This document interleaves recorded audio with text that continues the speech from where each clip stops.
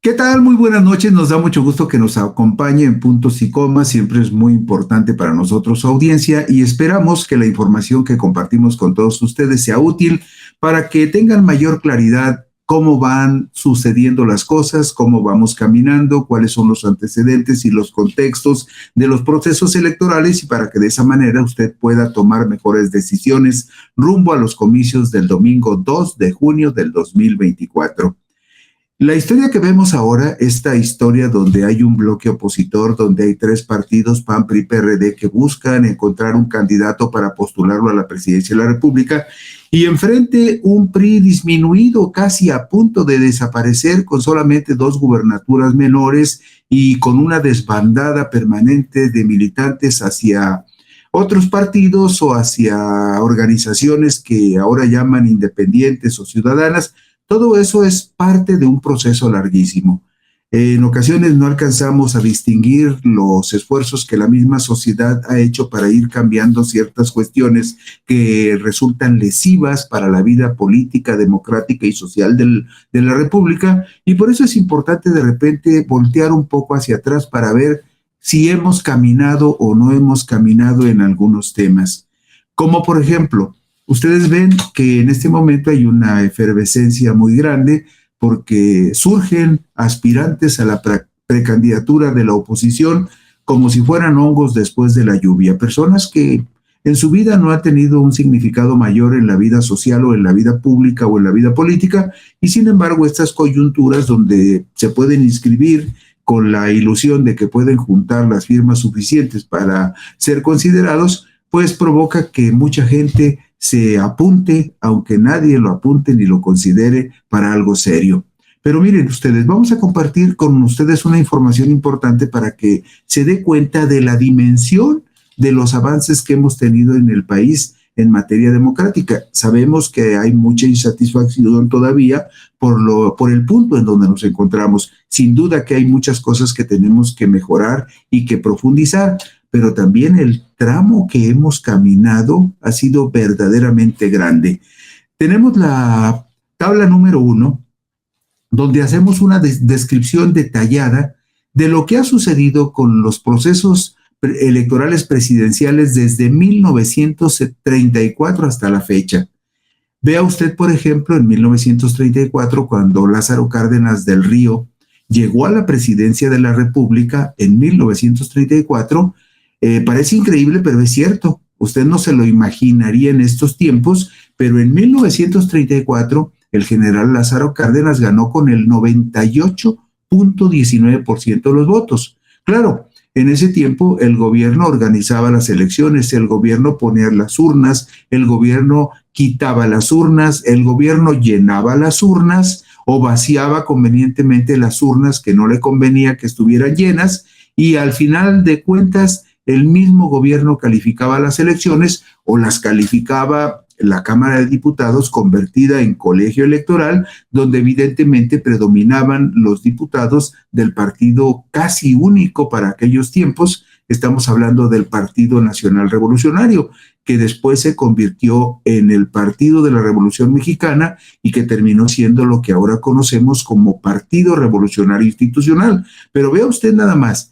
En 1934, Cárdenas del Río llega a la presidencia con el respaldo oficial del 98.19% de los votos que se emitieron en esas elecciones. Después, Manuel Ávila Camacho, en 1940, aunque tuvo un contrincante que hizo mucho ruido, finalmente logró el 93.9% de los votos. Compitió en esa época Manuel Ávila Camacho contra un señor Almazán que tenía todo el respaldo de la derecha, que tenía el respaldo de algunos empresarios importantes del país. Juan Andreu Almazán era el nombre del candidato que compitió contra Manuel Ávila Camacho, que pretendió disputarle la presidencia y que sin embargo no lo logró, pero en esa ocasión, en 1940, Manuel Ávila Camacho que no era necesariamente el candidato favorito de Lázaro Cárdenas.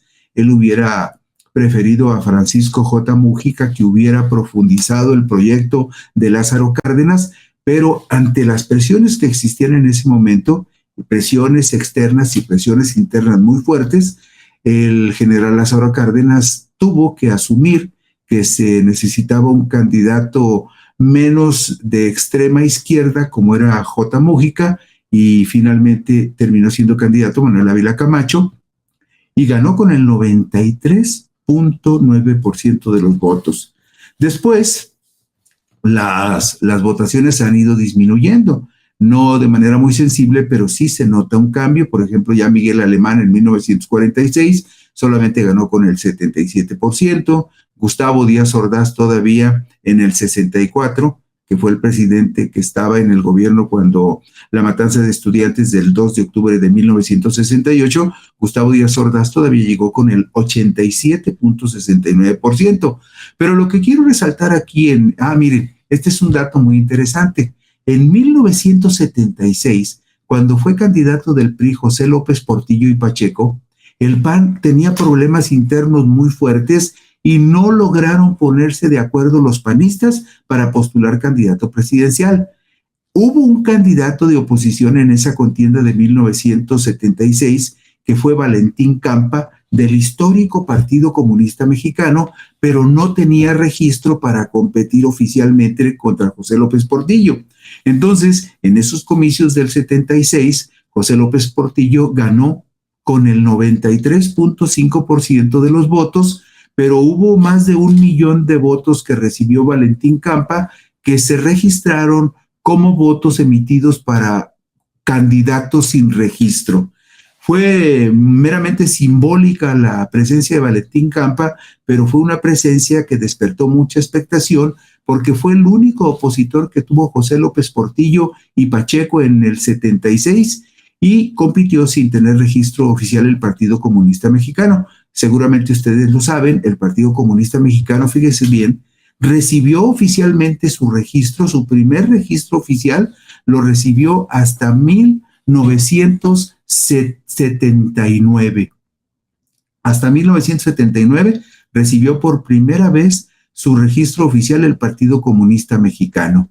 Bueno, pues en 1982, ya cuando Miguel de la Madrid buscó la presidencia por el PRI, ya el porcentaje de votos con el que ganaba el PRI era mucho más reducido, 68.43.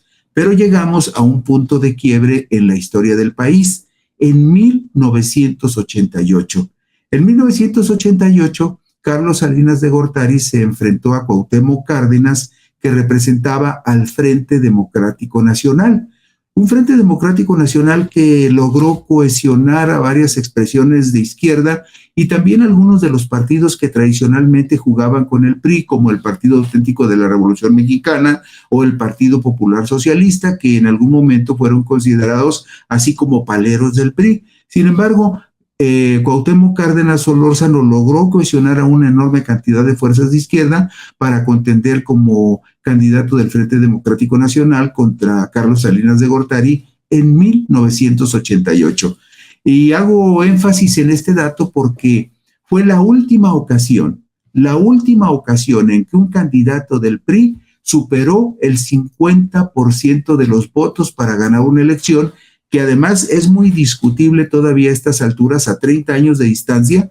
Todavía se discute si verdaderamente Carlos Salinas de Gortari ganó o no ganó la elección, porque usted recordará aquel mítico incidente de la caída del sistema. La caída del sistema cuando de repente la Secretaría de Gobernación, que controlaba la Comisión Federal Electoral, dejó de dar resultados porque los resultados que se estaban proporcionando estaban muy orientados al triunfo de Cárdenas, y el pretexto fue que si se seguían dando resultados nada más en ese sentido, después cuando finalmente se hiciera la contabilidad final, si ganaba el candidato del PRI, la gente iba a tener suspicacias. Mire, finalmente la suspicacia prevalece 30 años después, y le voy a recomendar algo muy importante. En cuanto tenga oportunidad, métase usted a nuestra plataforma digital de Sin embargo MX y busque por ahí un trabajo muy bien documentado que hizo nuestro compañero Obed Rosas, donde habla con muchos detalles de lo que sucedió en la elección de 1988, que presumiblemente ganó Carlos Salinas de Gortari. Bueno, esa fue la última ocasión en que el PRI logró superar el 50% de la votación y por un margen muy escaso, 50.36% logró Carlos Salinas de Gortari. Después fue en declive la votación presidencial porque en 1994 Ernesto Zedillo Ponce de León por el PRI solamente ganó con el 48.69%.